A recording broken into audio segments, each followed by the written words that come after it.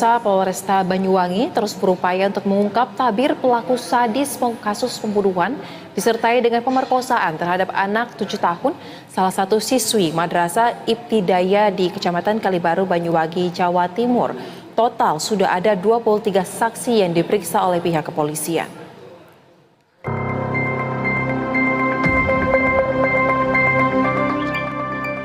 Demi mengungkapkan tabir kasus pembunuhan disertai pemerkosaan terhadap anak usia 7 tahun siswi Madrasah Ibtidayah di Kecamatan Kalibaru, Banyuwangi, Jawa Timur, 23 orang saksi yang berasal dari beragam pihak telah diperiksa oleh polisi. Diperkirakan pemanggilan pemeriksaan saksi masih akan terus bertambah. Kapolresta Banyuwangi, Kombes Rama Samtama Putra menjelaskan bahwa penyelidikan membutuhkan waktu yang lebih lama karena kondisi tempat kejadian perkara yang telah rusak saat pertama kali diperiksa. Selain itu, penyidik juga perlu berhati-hati dalam menggali keterangan dari pihak keluarga korban, mengingat kondisi psikologis orang tua korban yang masih terguncang. Oleh karena itu, Polresta Banyuwangi telah menerjunkan tim ahli untuk mendampingi keluarga korban serta tim forensik untuk penyelidikan.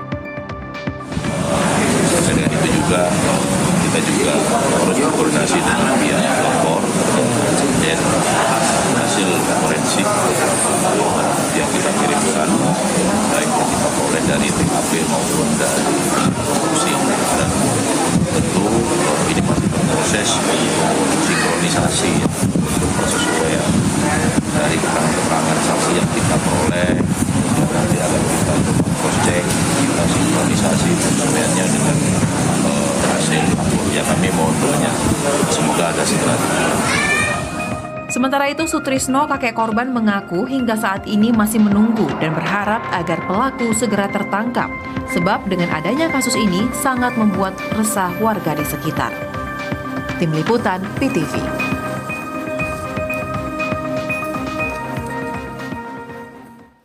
Kasus pembunuhan dan pemerkosaan bocah SD di Banyuwangi hingga kini belum juga terungkap. Dan untuk membahas terkait dengan hal ini, kita sudah terhubung secara virtual dengan kriminolog Universitas Indonesia, Profesor Adrianus Meliala. Selamat sore, Prof. Adri. Selamat sore, Mbak Susan. Baik, terima kasih telah meluangkan waktu bergabung bersama kami di Berita Satu Sore. Prof. Adri, jika kita melihat terkait dengan kasus pemerkosaan dan pembunuhan terhadap siswi SD di Banyuwangi ini, polisi tampaknya masih belum bisa mengungkap siapa sebenarnya pelakunya. Padahal sudah lebih dari 9 hari berlangsung, puluhan saksi sudah diperiksa. Anda melihat apa yang menjadi tantangan dari pihak kepolisian untuk dapat mengungkap kasus ini?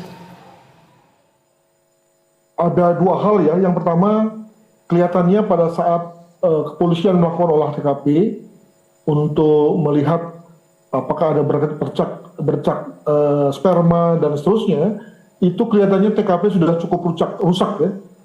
Tentu tidak dengan satu niat buruk dari masyarakat, tapi justru karena masyarakat ingin menolong, ingin membantu, tapi pada saat yang sama juga lalu kemudian mengakibatkan TKP menjadi tidak lagi sebagaimana aslinya. Ya, dan ini lalu menjadikan repot ini ya.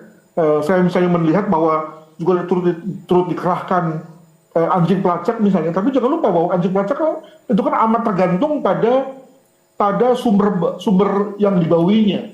Nah, kalau kemudian lalu TKP itu sudah terlalu banyak dimasuki orang, dilintasi orang, maka lalu kemudian pembauan ya, penciuman sang anjing pelacak juga menjadi terganggu. Kemampuannya melacak juga menjadi makin berkurang. Nah, hal kedua nampaknya juga karena dalam hal ini tidak ada satupun saksi mata ataupun saksi lain yang terkait yang bisa mengkonfirmasi tentang pelaku terkait dengan kasus ini. Ya, jadi kalau tadi kita sampai pada angka 23 saksi, kelihatannya itu adalah saksi-saksi yang lebih berada pada saksi circumstantial, saksi-saksi yang sebetulnya ada kaitannya, namun lebih merupakan saksi yang terkait saja, bukan saksi yang ada hubungan langsung dengan kasus tersebut ya. Makanya kemudian lalu walaupun banyak, tidak berarti lalu kemudian polisi bisa menemukan satu informasi yang jauh lebih berarti ya dalam rangka pengungkapan kasus tersebut. Demikian.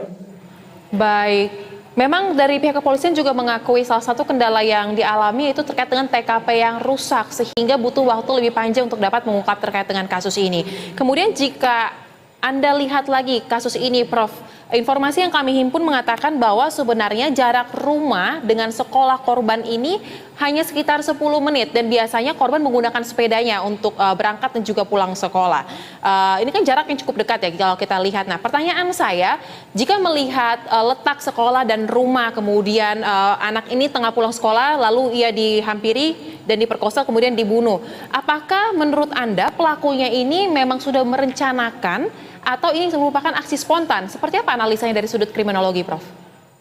Betul sekali. Jadi bayangkan berapa sih luasnya social circle ya, atau pergaulan dari seorang anak madrasah kelas 2 kalau nggak salah ya. Tentunya amat terbatas ya. Dengan kata lain, dia mungkin hanya mengenal atau dikenal oleh keluarga, lalu tetangga, lalu oleh sekolah. Itu pun juga mungkin hanya teman-teman sekolahnya saja. Dengan kata lain, tidak luas pergaulannya. Jadi kalau kita asumsikan bahwa dia itu yang bersangkutan atau almarhum itu kemudian mengenal orang lain di luar itu, saya kira jauh. Jadi ada kemungkinan sebetulnya pelakunya adalah pertama orang-orang yang berada di sekitar social circle dia, dengan kata lain tidak jauh dari rumahnya, tidak jauh dari pergaulannya, mengenal sang korban, gitu ya. Atau yang kedua adalah orang-orang yang kita kategorikan sebagai passersby, orang yang lewat-lewat. Jadi kalau saya tidak salah, lokasi itu terjadi di kebun, di mana memang di tepi jalan, di mana ada orang lewat, tapi umumnya sepi, ya. Dan ada kemungkinan misalnya orang yang lewat ini kemudian melihat si anak ini, lalu kemudian keluar pikiran kotornya dan lalu mencoba memperkosa yang bersangkutan, begitu. Jadi lebih kepada orang-orang yang lewat saja. Dengan kata lain, kalau misalnya kita tadi kembali pada angka 23, maka 23 orang yang diperiksa polisi mungkin sekali adalah orang-orang yang memang berada dalam kelompok social circle si anak ini, ya, si almarhum, keluarga dekat, tetangga yang memang mengenal si anak gitu ya, yang tentu saja tidak tahu apa-apa, karena tadi sebetulnya pelakunya adalah orang-orang yang di luar daripada circle anak ya, yang tadi saya katakan sebagai orang-orang yang passersby, orang-orang yang kebetulan lewat saja, melihat kesempatan dan kemudian lalu segera mewujudkan peluang tersebut untuk kemudian menggagahi si anak ini. Mungkin begitu. Nah, jadi dengan kata lain, saya sih berharap bahwa selain daripada mewawancarai secara formal ya 23 orang, dan bahkan mungkin lebih, tapi juga polisi melakukan langkah-langkah lain, melakukan pengumpulan data yang bersifat senyap, ya, mencuri dengar, mencuri omongan dari pihak lain yang mungkin ngobrol di warung kopi kah, atau mungkin di langgar kah, atau di surau kah gitu ya, saling mencuri dengar apa yang dikatakan oleh orang-orang yang mungkin sekali berkategori di luar dari circle anak yang tadi saya katakan sebagai passersby, untuk kemudian bisa saja mendapatkan tip ya, atau informasi-informasi yang bisa mengarahkan polisi kepada pelaku gitu. Jadi saran saya adalah bahwa oke, di satu pihak melakukan wawancara formal, tapi juga jangan lupa untuk polisi mengaktifkan para cepunya ya, para intel-intelnya untuk kemudian tadi ya pasang telinga, pasang mata ya, untuk kemudian mengintip ya, atau mendengar secara sembunyi-sembunyi apa yang dibicarakan oleh orang-orang yang mungkin sekali akan mengarahkan kepada siapa yang menjadi pelakunya. Demikian. Baik, kurang lebih bertindak seperti intel ya untuk dapat cari informasi ya. Nah, kemudian terkait dengan barang bukti kan sudah ada sejumlah barang bukti mulai dari sepeda dan juga hal-hal lain yang berkaitan dengan kasus ini sudah diamankan ke kepolisian dan diselidiki di lab forensik. Nah, apakah memang sesulit itu untuk mencari sidik jari di dalam barang-barang korban? Karena kan sepertinya masih buntu sampai dengan saat ini. Seperti apa pandangan Anda, Prof? Saya kira begitu ya, jadi bahwa ketika memang TKP sudah rusak, termasuk diantaranya adalah hal-hal yang tadi dikatakan sebagai barang bukti itu sendiri sudah terkontaminasi. Terkontaminasi oleh apa? Oleh tangan dari orang-orang yang menemukan TKP tersebut dan kemudian secara tidak intensional mengacak-acaknya. Jadi kalau tadi dikatakan misalnya di situ ada sepeda mini milik almarhumah misalnya, maka ada kemungkinan sebetulnya sepeda itu sudah dipegangi oleh masyarakat ya yang melihat, sehingga lalu kemudian menjadi susah bagi kepolisian untuk mengekstraksi ya mana sidik jari yang memang dimiliki oleh pelaku, dimiliki oleh korban, atau oleh orang yang tadi yang melihat dan kemudian lalu mengacak-acak TKP tersebut. Jadi inilah memang akibatnya kalau polisi datang terlambat ya, dan kemudian TKP keburu diacak-acak ya, dirusak secara tidak sengaja oleh masyarakat. Demikian. Baik, terakhir Prof, jika melihat kasus ini Anda menduga apakah pelakunya tunggal atau ada justru kelompok mungkin, 1-2 orang mungkin yang bekerja sama, karena kan sepertinya sudah cukup jelas ya, sulit sekali untuk mencari di TKP dan juga di barang bukti.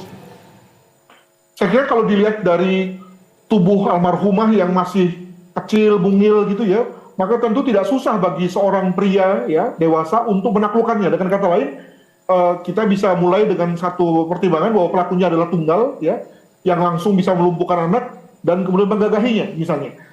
Memang ya 2 juga bisa, tapi sekali lagi bahwa dengan tubuh yang mungil seperti itu, saya kira 1 orang pun bisa melakukan aksinya. Demikian. Baik, kita harapkan proses pengungkapan kasus pembunuhan pemerkosaan terhadap siswi SD di Jawa Timur ini dapat segera terungkap ya, dan polisi pun dapat segera mengungkap juga terkait dengan siapa sebenarnya pelaku sadis tersebut. Terima kasih Profesor Adrianus telah berbagi pandangan bersama kami di Berita 1 Sore. Salam sehat. Salam sehat, terima kasih. Sebelumnya pemirsa, seorang bocah usia 7 tahun di Banyuwangi, Jawa Timur ditemukan tewas oleh keluarganya dengan kondisi mengenaskan di sebuah kebun. Bocah tersebut diduga menjadi korban pembunuhan dan ruda paksa.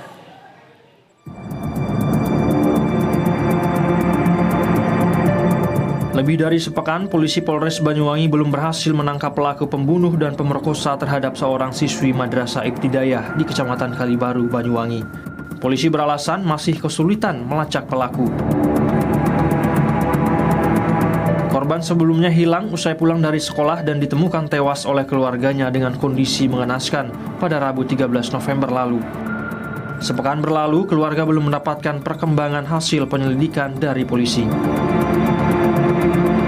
Saat ditemukan di sebuah kebun tak jauh dari lokasi rumahnya, korban masih memakai baju seragam sekolah tanpa memakai celana.